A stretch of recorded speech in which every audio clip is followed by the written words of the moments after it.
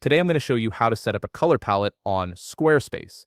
This is essential for maintaining brand consistency across your entire website, and it'll make your design process much smoother.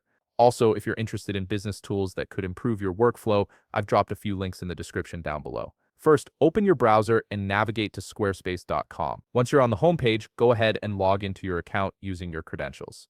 Make sure you're using the correct account if you manage multiple Squarespace sites, as you'll need access to the specific website you want to customize. After logging in, you'll land on your dashboard where you can see all the websites associated with your account. Take a moment to locate the specific website where you want to set up your color palette. Once you've found it, simply click on that website to open it. This will take you to the main editing interface for that particular site. Now look toward the upper right corner of your screen. You'll see an option that says Edit Site. Click on this button to enter the site editor. This is where you'll be able to make all your design and content changes, and it's the gateway to customizing your site's appearance.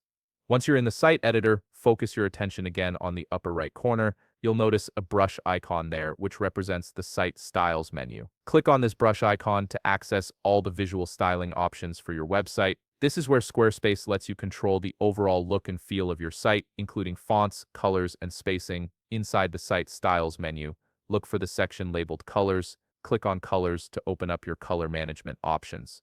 From here, you'll see an option that says Edit Palette. Go ahead and click on Edit Palette to dive into the full color customization interface.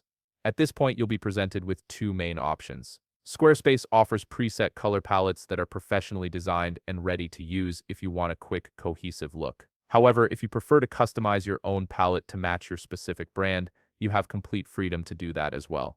To customize your palette, simply click on any color swatch you want to change. This will open up a color picker where you can either choose a color visually or input a specific color code if you already know the exact hex or RGB value you need. This is particularly useful if you're working with established brand colors and need to match them precisely.